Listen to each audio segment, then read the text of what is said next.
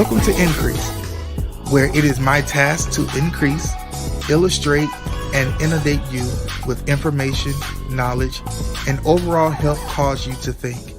And I'm your host, Alpheus Gibbs Sr.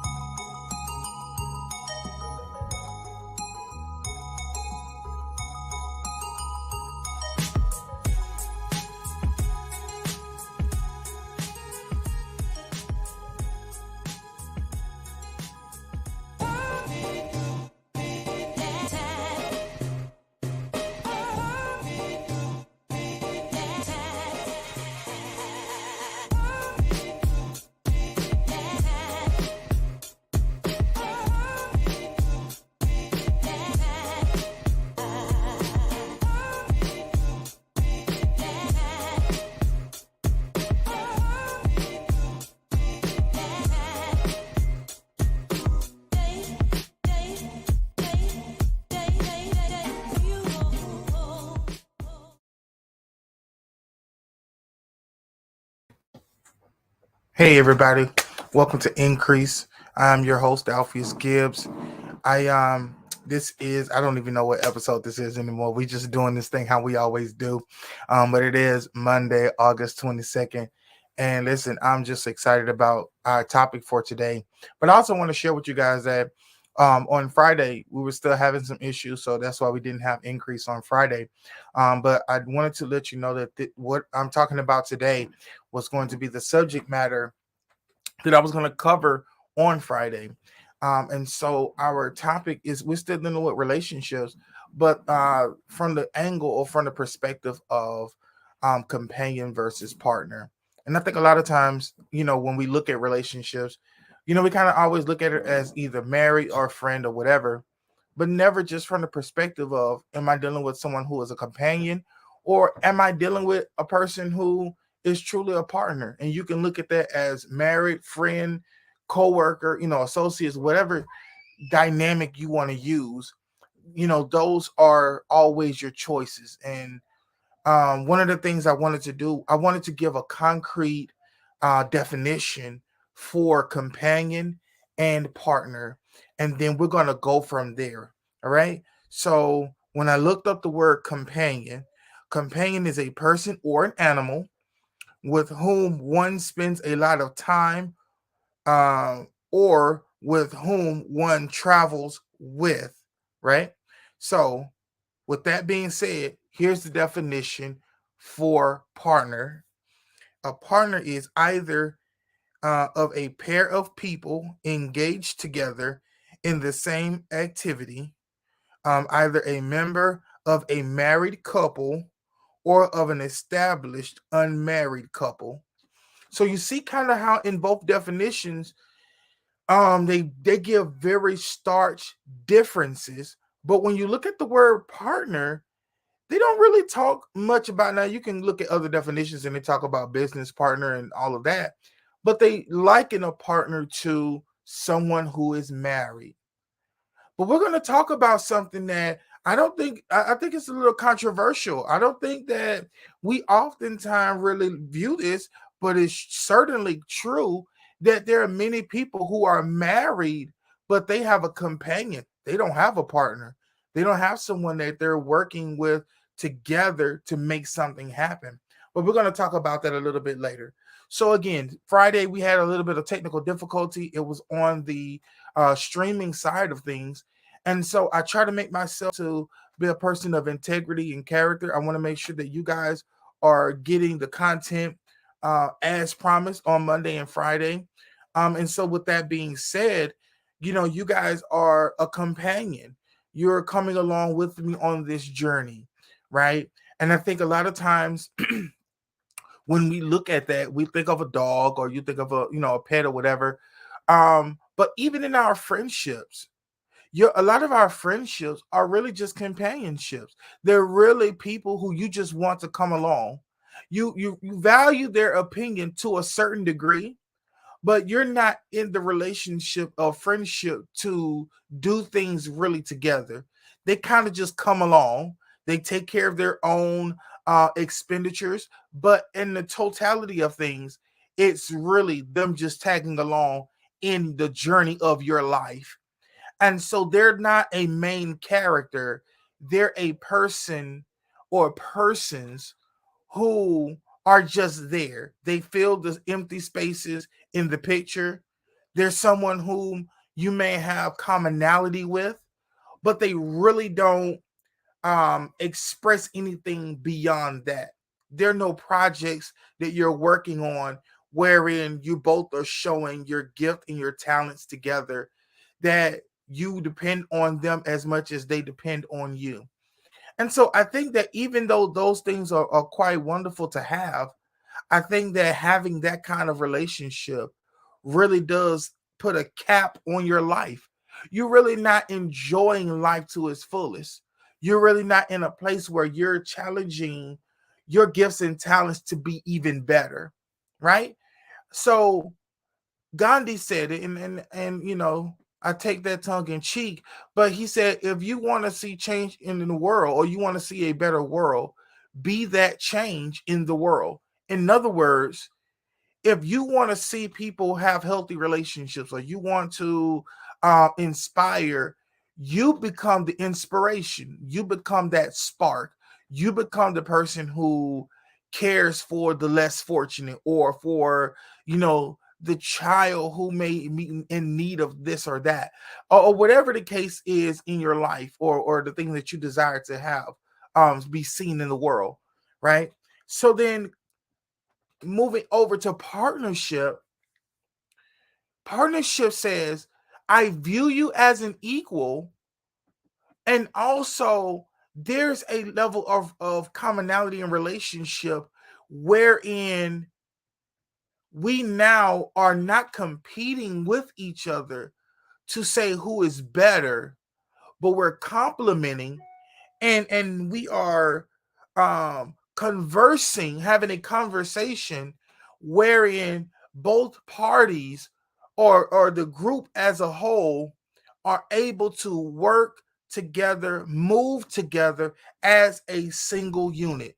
Though you are many people, because it's more than just you, it could be just one person or it could be many others, but you all are working toward a common goal and you're accomplishing it together. I play video games on my phone more so than I do a gaming system or even a computer. And there are certain games wherein you work with a team of people, and you may not know their names, their login name or whatever, their gamer name, but you don't know them on a personal level. But based on their stats that's posted, right, you begin to go, hey, I can rely on this person. This person is great at this. I'm better at this. And you all begin to work together so that you can win.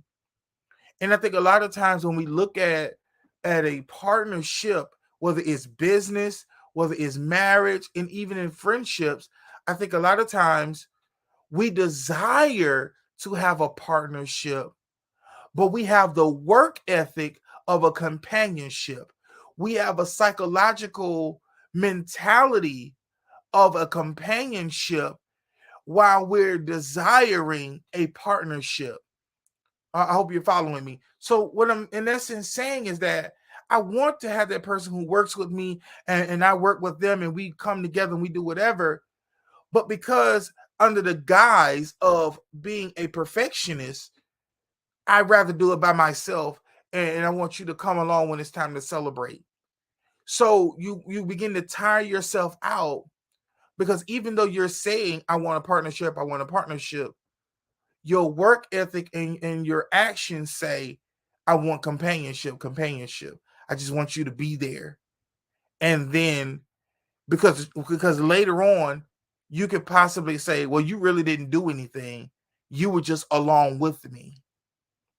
And that comes from living a life of survival mode, wherein you couldn't really trust in the people around you, sometimes even in yourself, but you had enough in you to make it through whatever situations. And sometimes because we have dealt with people who have stabbed us in the back, we have found ourselves being around untruthful people. We found ourselves being around people who are more about I, me, and me, and putting other people down to lift themselves up. That we've gotten into the mode, into the practice of just having companionship relationships and not a partnership. Partnership requires you to always put your ego in check.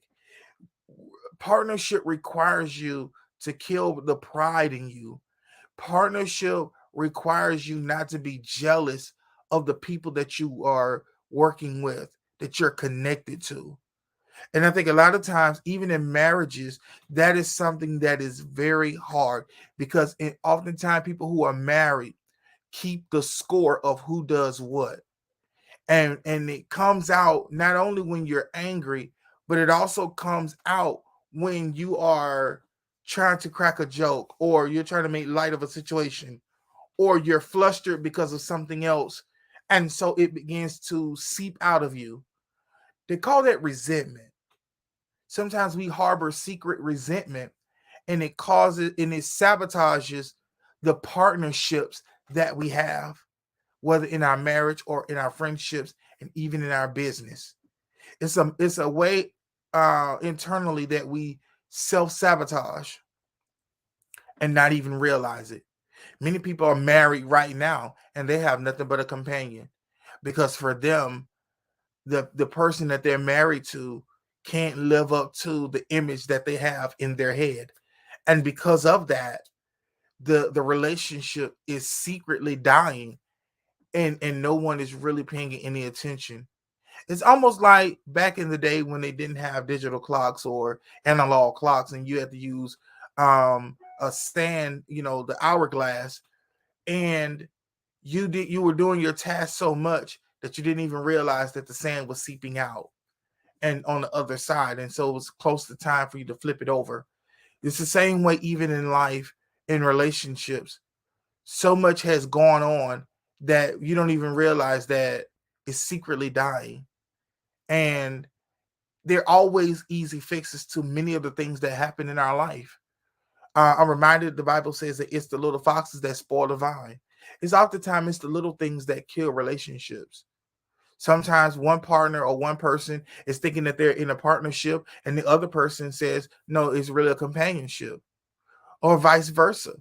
A lot of times we really just don't sit back and go, how much am I truly contributing? Social media has a way of, in this time that we live in, to say that the things that were basic adult skills and things that needed to be done are now giving gold stars for. Oh my God, you know how to wash clothes. Oh my God, you're taking care of your children. Oh my God, you're keeping your car running. It's like these are basic things that are needed. These are the basics. This is the principal things, but we're using it and talking about it as if it's something so magnificent. Common sense, um, honesty, just being true to your word. Very small things, but right now, because quote unquote, this is such a rarity that Now people are highlighting these things. And so the real true test of relationships are being overlooked. Because if we really truly looked at it, a lot of times people are doing such the bare minimum that anything above that looks spectacular. It looks dreamy. It looks fairy tale-ish. It looks, exquisite, but it's really just basic.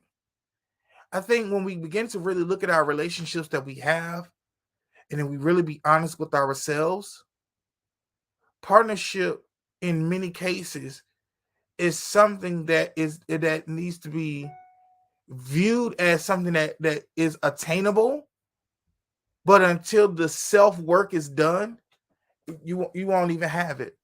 And so many times we have very shallow friendships and we have very shallow marriages because people are going on in their lives, they're living it going, well, I'm a traditional man. I pay all the bills. I protect and I provide and all of this. And they go, okay, but that doesn't tell me who you are. What are your dreams? What are your fears? What are your fantasies? What are the things that keep you up at night? What is the one thing you wish you would have heard from your mom? What is the one thing that you keep from your siblings that if you told them, they will understand you so much better? What is the one thing that nobody knows about you that would be surprising, right? What's the one food, no matter who cooks it, you'll never eat it? What's the one place that you dream to vacation? Well, you may say, well, those sound like questions that you would do when you're dating or something to that effect. But here's the truth of the matter. We all get older, and the answer that we gave at our 20s is now different. There was a time when people wasn't always traveling to Puerto Rico or the Dominican Republic or things of that nature. Now people are taking trips to Dubai. Now people are going to Paris and going to other places. What are some of the things that initially when you got married, you wanted, 2 kids and a dog. Now you're 4 kids in and you have a cat. Do you still have those same desires? Is that still something that you look at yourself and go, hey, this is a bonus? Or are you secretly resenting it? How does that play out in companionship to partnership? Because oftentimes when additions come to a relationship, it either brings people together or it begins to set a wedge. You go from working on things together to now you're just going along being strung along. And so many times in our lives, we have a lot of string along relationships and we don't have a lot of strong and secure relationships.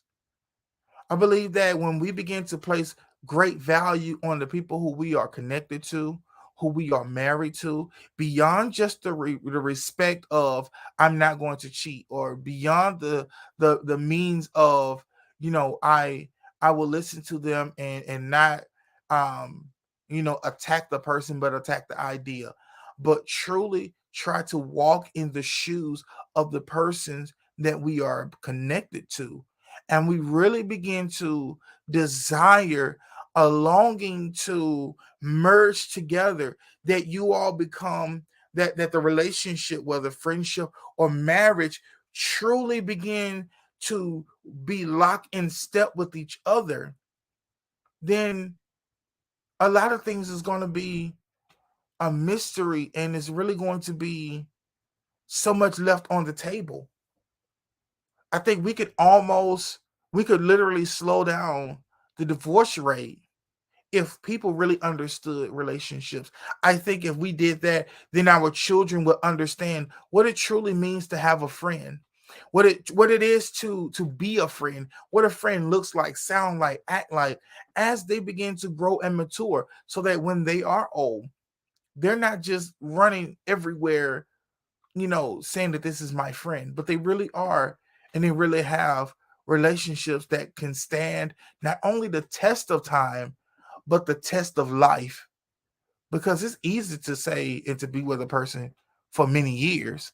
It's something different when the relationship can weather any kind of storm or any kind of test life throws at it. We don't want to just have surviving or survival relationships. What we really want to have is overcoming, strong, solidified relationships. Our business partners lose out because there are so many elements of the relationship that affect the business that your business partners don't know. That you truly are just winging it day by day. And instead of you saying that and exposing those weaknesses and those frailties so that you can gain not only the knowledge, but also gain the mentorship to get to where you need to be at, you find yourself just saying, nah, I'll wait. No, I'll wait. And so we do ourselves such a disservice. But here's where I want to give you the solutions. Look within yourself and begin to ask yourself the question, what kind of relationship do I want in business, in friendship, and in marriage? What kind of relationship do I want? Do I want a group of companions, people to just come along and enjoy for the ride? Or am I looking for partners, people who will work with me, work alongside me? Am I looking for a mixture of both? Or do I just want to remain alone and have just a relationship with myself? These are questions that you want to ask yourself, and these are things that you want to really begin to explore. Be honest, because up to this point, a lot of times you've just been lying to yourself. But truly and securely, ask yourself those questions. Truly begin to go, what is it that I want? And then how am I going to get there? Listen, the only place you can go is up from here. And one of the things that you want to do is you want to be true to yourself. Listen, I appreciate you guys for your time. I hope that everything that is said, is something that will touch you. Leave your comments. Please share this with someone on any social media. I'll also put the YouTube link and I'll share it on my page on YouTube. I mean on Facebook as well. But I just want you guys to really, have those conversations that really need to be had. I'm also working on some other things in my business. The opportunity to coach some of you, give you the game when it comes to business. So look out for some flyers. Look out for the commercials because it's coming out this week. And so, again, I thank you all for your time. You all have an amazing week, and I'll see you here Friday on the next episode of Increase. Have a good one.